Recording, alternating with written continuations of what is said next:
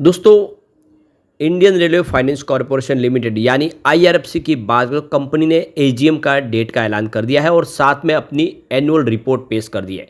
Company ने पिछले 1 साल में क्या क्या अचीव किया उसकी सारी जानकारी शेयर कर दी है। किस तरह से कंपनी अपना बिजनेस आगे बढ़ा रही है और किस तरह से लगातार नए सेक्टर में एंट्री कर रही है। नतीजा यह है कि कंपनी नवरत्न बन चुकी है और आने वाले समय महारत्न का दर्जा भी हासिल कर सकती है। तो क्या है संभावना, क्योंकि स्टॉक इस समय काफ़ी ज़्यादा करेक्ट हो चुका है पिछले साल भर में।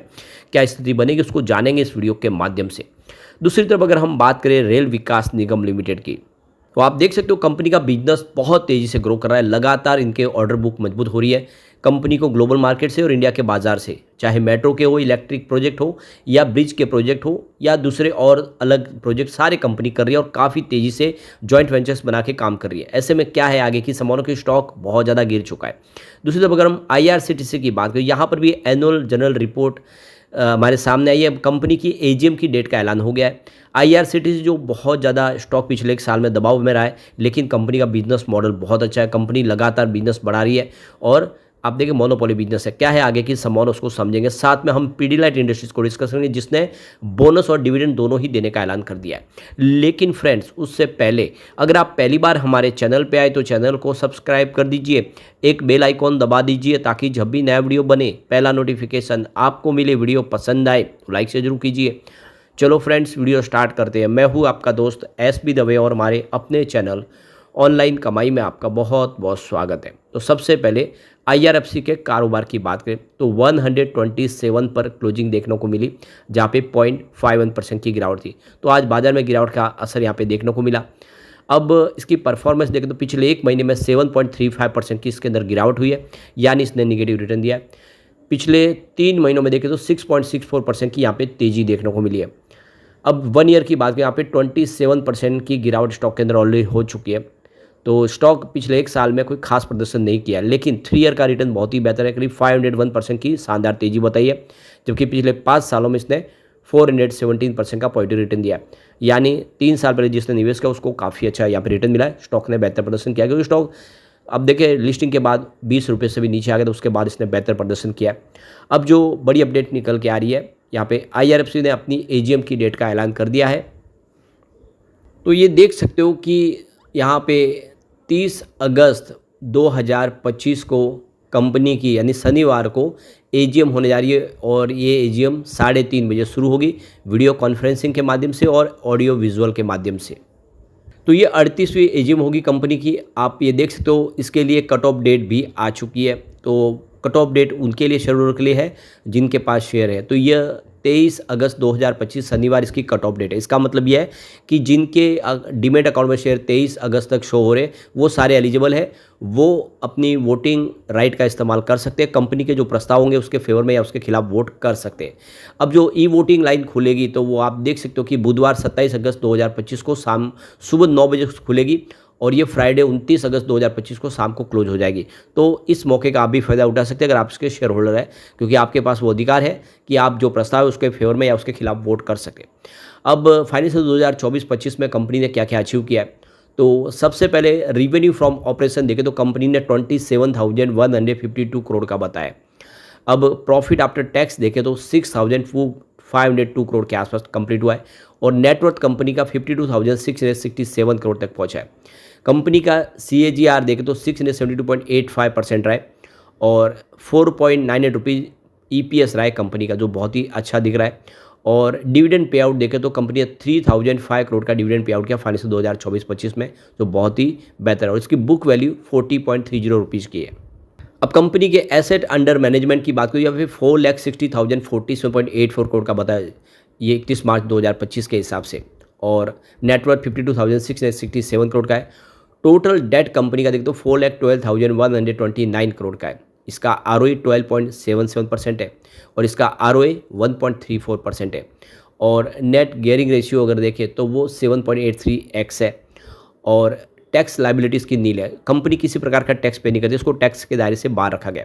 अब इसकी रेटिंग देखें तो बहुत ही बेहतरीन है। क्रिशिल की तरफ से AAA की रेटिंग दी गई है, क्रिशिल ने A1+ की यहाँ पे रेटिंग दी गई है। इकरा ने भी AAA की रेटिंग में से अगर आप देखें तो इकरा की A1+ की रेटिंग है और केयर की तरफ से भी देखें तो केयर ने A1+ की रेटिंग, यानी सभी रेटिंग एजेंसी ने ज़बरदस्त रेटिंग दी हुई है, यानी वाकई में इसका फ्यूचर बहुत ब्राइट है। अब हम चलते हैं रेल विकास निगम लिमिटेड की तरफ। तो 346 पर क्लोजिंग देखने को मिली, 1.42% की यहाँ पे गिरावट हुई। स्टॉक आप देख सकते हो पिछले एक साल में बहुत ज़्यादा दबाव में रहा है और आप इसके पिछले प्रदर्शन से समझ सकते हो 4-5 साल में कैसा रहा है। तो पिछले एक महीने में यहाँ पे 9.73% की गिरावट हो चुकी है, यानी स्टॉक में लगभग 10% की गिरावट हुई है महीने भर में।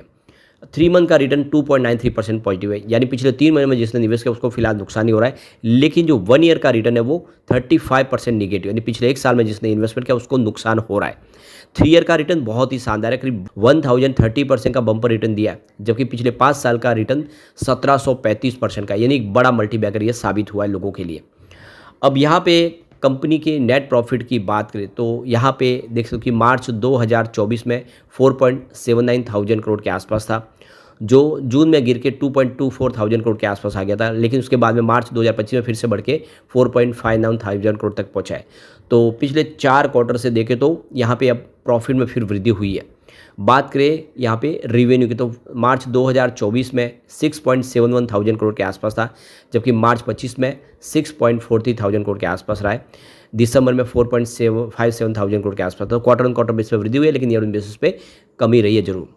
अब इसका EPS लगातार बढ़ रहा है। 2020 में देखें तो 3.63 रुपीज़ के आसपास था, जो 2024 में 7.55 रुपये तक पहुंच गया है, लगभग दुगुना हो। बहुत ही बेहतरीन और कंपनी का कामकाज बहुत अच्छा है, लगातार इसका बिजनेस बढ़ रहा है। ROC में भी सुधार हुआ है, 2020 में 12.19% के आसपास था, जो 2024 में 18.45% तक पहुंच गया है। ऐसे में उम्मीद बहुत ज़्यादा है। अब इस समय कंपनी में अच्छा खासा कैश फ्लो भी है। मार्च 2024 में मात्र 267 करोड़ के आसपास था, जो मार्च 25 में 2023 करोड़ तक पहुँच गया है। अब चलते हैं हम IRCTC की तरफ। तो 729 पर क्लोजिंग थी, 0.38% की तेजी देखने को मिली। स्टॉक की परफॉर्मेंस देखें तो लगातार इसने निगेटिव रिटर्न दिया है। पिछले एक महीने में 7.41% की गिरावट हुई है, 3 मंथ में 1.43% की गिरावट हुई है, जबकि पिछले एक साल में 20.99% की, यानी लगभग 21% की गिरावट हुई है, यानी पिछले एक साल में निवेश किया उसको नुकसान हुआ है। 3 ईयर का रिटर्न भी कोई खास नहीं है, सिर्फ 10.29% की तेजी बनी है, जबकि 5 ईयर का रिटर्न 172% पॉइंट हुआ है, यानी स्टॉक आप देखो तो फिलहाल कोई खास प्रदर्शन नहीं किया। अब यहाँ पे जो बड़ी अपडेट निकल के आ रही है, कंपनी की एनुअल जनरल मीटिंग होने जा रही है। ये 28वीं एनुअल जनरल मीटिंग होगी, जो 30 अगस्त 2025 को होने जा रही है, और ये शनिवार को ही 12:30 बजे होगी। तो वीडियो कॉन्फ्रेंसिंग और ऑडियो विजुअल के माध्यम से होने जा रही है। तो कंपनी ने इसकी जानकारी दे दी है। अब इसकी जो कट ऑफ डेट निकल के आ रही है वो है 22 अगस्त 2025 फ्राइडे।